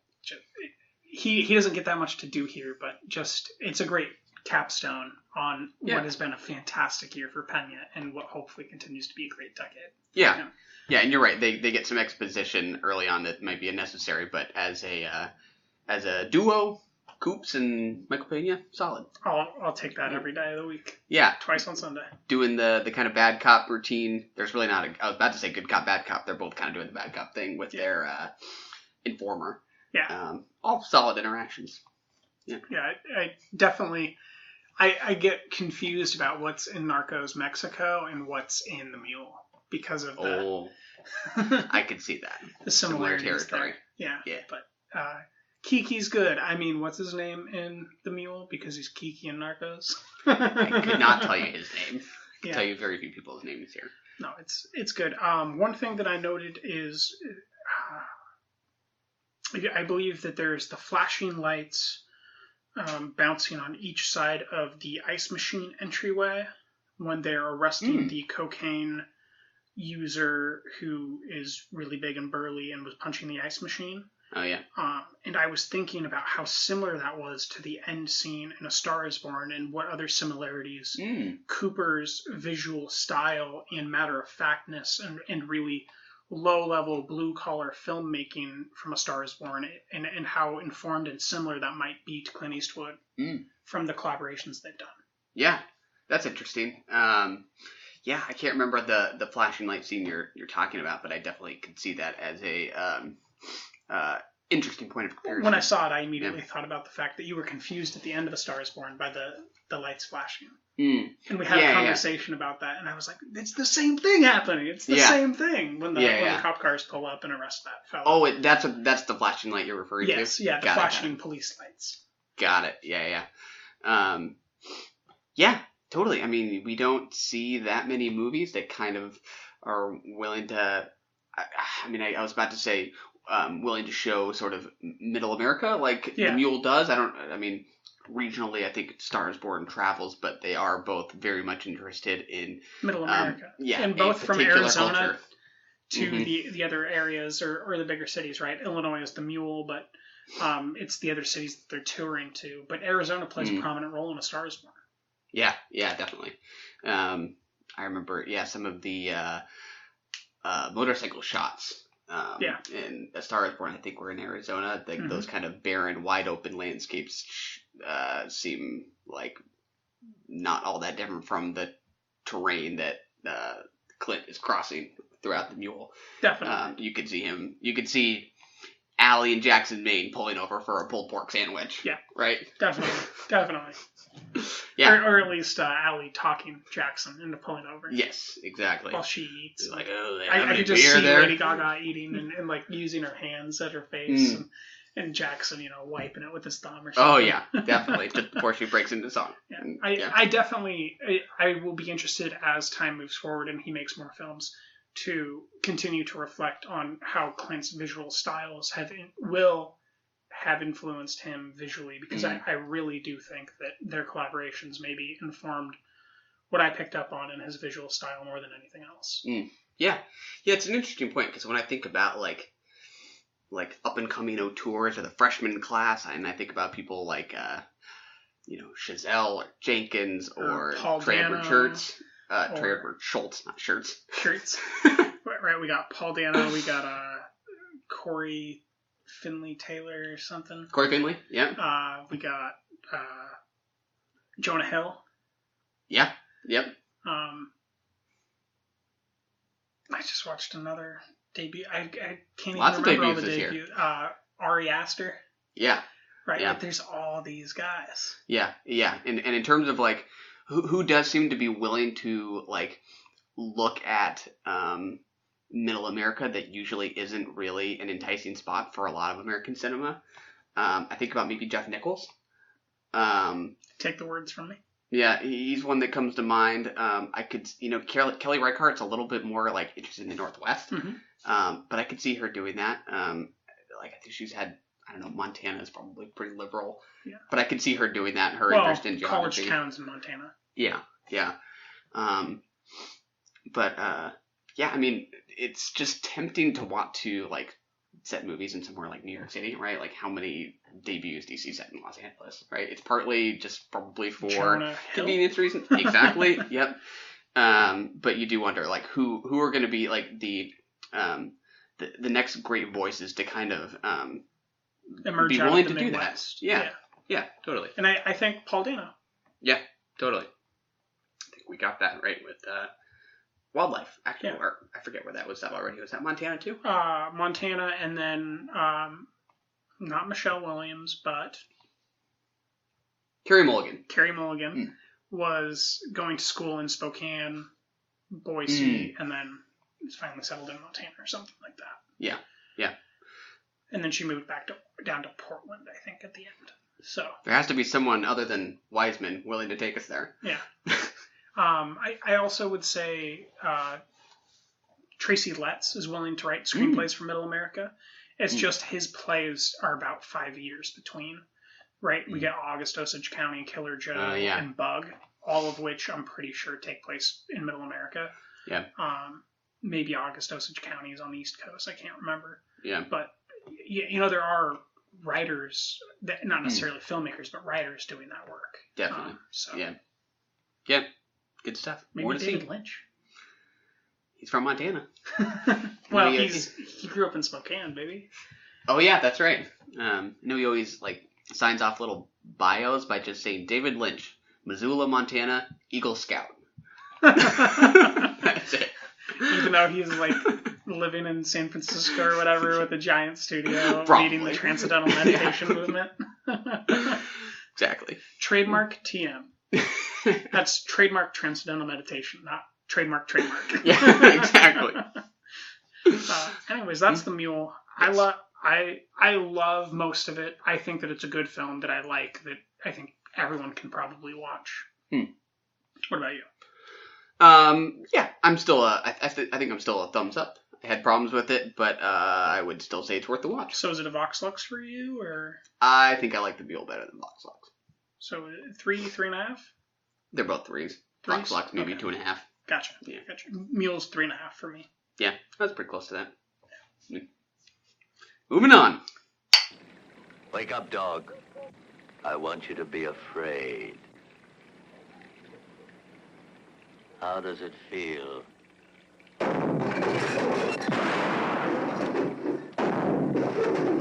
Best film of the week. That's right. We're talking now about Jules Dassin's Rififi. Rififi. Do you know what Rififi means? I do not. What does it mean? I looked it up, and it's not a real word, apparently. But in general, it means kind of the idea of a thug, like someone who's not going to sit down in a fight. So if you think about our main noir character and how he behaves at the end of this film, that's basically the definition of Rififi.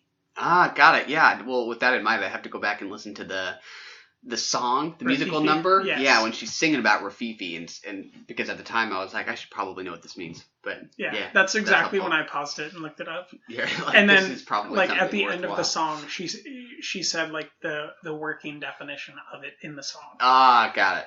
Yeah. It's just a young man in the street that won't give up on a brawl or something. Got it. Okay, that makes sense. Great scene. I was a fan of that little moment of lightness. Which scene? Because all of them are great. All great. Musical number though. Nice touch. Best light and shadow we've had in quite some time. I know. There were some problems that I had during the heist scene specifically, where they were where he'd go to all these great lengths to block out the lights that they're using for work, and then he'd go stand near the windows, and all the stage lighting would be maximized against him. You're like, come on, and man. it's clearly brighter in there than it is through the window, so it's obvious that it's shining through, and it has this giant shadow of him on the shades of the wall, and it's the internal logic of this is terrible, but it's so beautiful. A little cringe there, but you're like, yeah, but I like it. Exactly. Yeah. Yeah, it takes it from the 5 to the 4.5, Oh, yeah. Yeah. Yeah. Great looking movie. Man, and the moments of silence, not just during the heist, but kind of throughout, like the scene where they're testing the alarm. Mm-hmm. Great scene. There's no music there. You just keep waiting for the alarm to go off as they're testing all. How about when they just take out the umbrella and you're like, what the fuck are they going to do with the umbrella? Oh, yeah. Yeah, I did not know much about this movie. I don't know if you did, but I was surprised. I knew that I wanted to watch it. Yeah. I had no idea what we were getting into. I just knew that it was a classic heist movie. And I think the heist itself absolutely met my expectations. And a strong cast, each kind of distinctive characters, but not, wildly individualized. No, they're just kind of your caricatures, but they feel lived in. Yeah, that's one of my beefs with like ensemble heist movies sometimes is like each character is kind of defined by a tick sometimes. In sort of the instead of just characterization. What heist movies like that bother you? I would say like the latest Ocean's one a little bit. Ocean's 8. Yeah, gotcha. Ocean's 8 a little bit. But not Logan's Lucky. Not Ocean's 11. I don't think so. Yeah, I feel like those characters are very lived in the same way, where they're like, they feel like they existed before we arrived, and they feel like they exist after we arrived. Yeah. So our noir character who, uses the belt, he does. He reminded me of the older fella who used to do all the jobs in Oceans, but now is too old to do the jobs, so he sets up the jobs. It's kind of like that guy to me is kind of like if he was 30 years older, he would have been that guy that was setting up all the jobs. This is the heyday? Yep.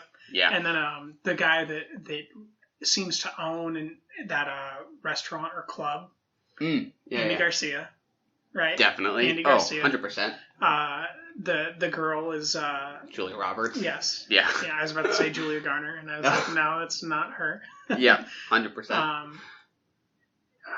Who else is there? There's like these small moments that evoke different moments of Ocean's 11.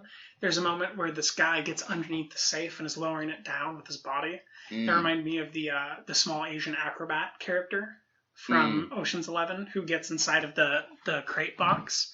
Oh, yeah. So that they can perform the heist. Forgot about that guy. There's like all these moments. Some of the behavior reminds me of Casey Affleck. It's just such an important film that I can see reflected in so many heist films, but specifically in Soderbergh's Ocean's 11. Yeah. It was funny to me though, like how I watched this and thought so much about Ocean's 11, and it actually just kind of heightened my appreciation for Ocean's 11. Me too. Because like I think the blueprint is there, but I did think to myself like, wow, like Soderbergh really didn't make it his own. Like I think this feels like much more kind of downbeat and bitter, especially because it's not a happy ending. Like our main guy dies in the end. Isn't this one of the very recent films that he made after he was excommunicated from the United States? I think I saw that. Yeah. Whereas Soderbergh kind of took the template but made it much more buoyant. Yes, right? Much more American. Yeah. Oh yeah, absolutely. It's brighter. It's more busy. The ending's upbeat. I can't remember if anybody got caught or not off the top of my head. It's been forever since I saw Ocean's 11. Maybe there's something bad that happens I'm forgetting, but it seems like a very positive note on which it ends. Yes. Whereas I think we kind of get the sense from the beginning that this is going to go south. Whereas I mean, I didn't know. It was a noir when it started. It's either gonna be that he gets away with his life just barely. Yeah. And no money, or he gets away with nothing besides the money. Yeah. I mean, I had the sense that it was going to go south, but I still wasn't expecting it to be quite as bleak as it became. No. With the one guy and his wife getting murdered, I was like, wow, we are in true noir territory. This isn't just like a noir tinge. This is it. Yeah, this is darker than noir. This is people getting murdered constantly. 100%. This isn't even Hitchcock. Yeah, very bleak. But just entirely satisfying. I was very surprised to see a 1955 film depict nudity and sexuality constantly. Yeah. As well, in such a jovial way. Like, I felt like the earliest tinges of blue is the warmest color live in this movie. Oh, that's interesting. Yeah. Yeah, the alarm scene I really liked, and some of those. Which one? Well, I like all of them together. I'm thinking of them testing the alarm. But you want to try out my extinguisher? I brought it. You want to? Yeah. I got some. We could maybe turn my smoke alarm. Yeah. I don't think I have a hose small enough to get it in there, but we'll try. Maybe post that on the podcast. Yeah. Live testing.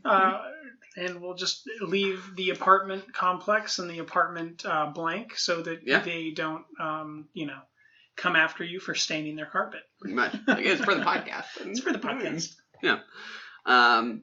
Some of the shots are sequences at that country house too. Towards the end. That just felt like true noir. Quiet. It reminded me of some of the noir that we watched. I don't specifically know which ones, but the images seem to either be call tos or references in those films that we'd watched. Specifically, the Jules Dassin film that we watched definitely feels very similar to that end scene, doesn't it? Definitely. Oh, yeah. And some of the shots in the city itself when they're first just kind of planning out the heist. So you see them, kind of getting the routines of everybody around the store just right. And I remember like one shot of, some cops outside the jewelry store, and then you see the criminals up in kind of like the top left-hand corner of the screen in the window. Yeah. The way that it does kind of use the streets and the buildings in the frame very much felt like New York City and the Naked City. Definitely. That's what it's called, right? Yeah, Naked City. And all just really well shot. Just good urban texture. That feels like a real place with real jewels waiting to be stolen. It's so good. It's great. It's so good. The moments with the cops were so well done. Like you'd cut to, and then they'd be walking by, like they're gonna walk by, and they'd become concerned with an empty deck of cards. You'd go, oh no, it's gonna give them away, and they keep walking, and you're like, it's like the same palpable sense of dread and then thrill that you get in watching Ocean's 11 or even Mission Impossible. Yeah. Oh yeah, 100%. And noir in the sense that I feel like there is not really a good guy. You could kind of go criminal by criminal maybe and see if the husband with the kid and the wife feels good to you, or if his criminality still seems to put him on, the wrong side of good and evil somehow. No, he's a good guy. Think he's good? Yeah. Yeah, I mean, his wife was nice, and you're rooting for him. Yeah, I would agree. That's why I bring him up. It's like he's maybe one who seems okay to me. But I think Mario was the one that was like the most bad. He's the one who whipped his ex, right? The main guy? Oh, is that his name? I thought Mario was the guy that stole the ring. Tony. Oh yeah, the Italian. Yes. Got it. Yeah. Well, I don't know. I mean, I think the lead guy's name was Tony. He was the one who whipped his wife. I feel like he was pretty bad. Was that his wife, or was that like? Or his ex. Yeah. Yeah. They have a complex relationship. I'm not gonna allow it. He told her to come into the bedroom and then did it there. I don't know if that's a deeper meaning behind their sexual enjoyments. So I don't want to leap to any conclusions. That is a very different reading. This is a French film. It's very sexual and open, and I think that I just didn't have a clear read on how that was to be interpreted, because the other man unveils her back and says, "Who did this to you?" And it seems like it's not like he wants to go beat them up. He's wondering like, "Who did this to you sexually?" So I don't want to leap to any conclusions there about whether or not that's to be interpreted as straight up abuse or something deeper conversationally. Like if he would have hit her in the face, like with his fists or something, I would definitely agree. If he would have, done it in the living room on the screen or something with something different, but the way that was done. I've got some Deuce questions about what's going on, you know? Yeah, I mean, the club owner, yeah, you're right, looks at him and doesn't say, who did this to you? He says, we're done. As if maybe he did. No, he says, who did this to you? Oh, okay, well, but he does, in a but he sexual doesn't. way. He's not concerned. He says, not about her. Who the hell have you been with? Exactly. And that's the other thing, like, you know, I don't know. Yeah. We just don't know. And another note that I had was when we come into the city and it's kind of this sisters, brothers, San Francisco smorgasbord of lights and sounds and stuff. I was like, this is where HBO needs to make La Deuce. Oh, yeah. That'd be nice. A little French version. A little French version of the Deuce from the 40s to the 50s. I could see that. Would have been that would be so fascinating. That would be very, very satisfying. Yeah. Great movie, man. I'm trying to think about just what else I loved about it, just knowing that I loved it overall. Something about the tones, something about the lighting, the shadows, the reflections that are used very, very sparingly. Yeah. I think maybe the most beautiful and interesting filmmaking decision was made when he gets shot through the stomach and is driving the boy back to the mother, and how they do some jump cuts that don't really make any sense visually to show what it's like to be losing this blood and trying to drive. I thought that was a very interesting collage and montage to use in 55. Yeah. It's a very neat artistic flourish that I hadn't expected. Oh, yeah. Yeah. Speaking about somebody getting shot, I think it's Mario's who's tied up under the club. So cool floor. looking. Yeah. I didn't even know that he was, like, at first, I was like, okay, the guy in the back is a cardboard cutout. The thing to my left is a cardboard cutout. To my right is a cardboard cutout. And they start shooting, and then the cardboard cutout guy starts bleeding and is a person. Oh, yeah. It's so good visually. Great look. It's kind of panning backwards, right up until he pulls the trigger. Yes, it is. That, to me, felt like maybe the most quintessential noir moment, because he says something like, you know the rules, what I have to do now. Yes. Great line, great delivery. Forgiveness is not an option. Like, I don't care, like, how, what happened, what the context was. John Wayne, Clint Eastwood. Yep, you made a mistake. It's unforgivable. You betrayed us. You have to die. Yeah. That's hard-boiled in the most noir kind of sense, and I was totally there for it. Are you saying we're going to watch Paul Schrader now? I think we should. Great stuff. Yeah, and just great to see a classic that just only makes you appreciate the modern renditions of it even more, you know? I want to go watch Ocean's 11 again. Right? Yeah. And then watching Ocean's 11, you're going to be like, oh, man, you know, I think I want to watch Logan Lucky. You're going to be like, Also good. Man, I wonder if he's getting some stuff from Oceans 12 and 13. You're going to go watch 12 and 13. You're going to be like, you know what? I love Sarah Paulson and Anne Hathaway and Sandra Bullock. I'm just going to put on Ocean's 8. Then you're just going to go down this fun rabbit hole. Yeah. Soderbergh bring in the idea, or his touch about showing us a bunch, you know, of the heist, only then to kind of go back and show us something we didn't see. That's, you know, a really nice just addition, something he brings to it, right? That feels like that's all him. Another good heist movie? Michael Bay's Pain and Gain. Interesting. That's a heist movie. I think so. I know it. Again, I think it's an interesting conversation to have. Very nice. I like it. Yeah.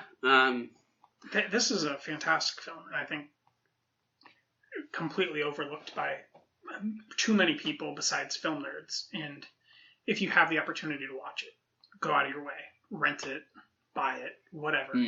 Yeah. Get a copy of this thing. It's gonna stick to your ribs. I agree. One that subtitles should not scare you away from, because so much of this is silent anyways. Yeah, and even there were some parts of the version that we watched that didn't have subtitles going when they were talking, but that allowed us to go in on their faces and get the gist of what was happening. Oh, yeah. Which was so much more important in the poker game. Oh, yeah, absolutely. It's kind of a relief, even though, to just have those drop out while they keep talking and just look at faces for a minute. Definitely. Yeah.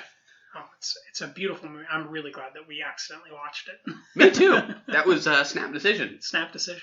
And a great one. Run! Go! Get to the chopper! We have to go. I'm coming with you. That was brilliant.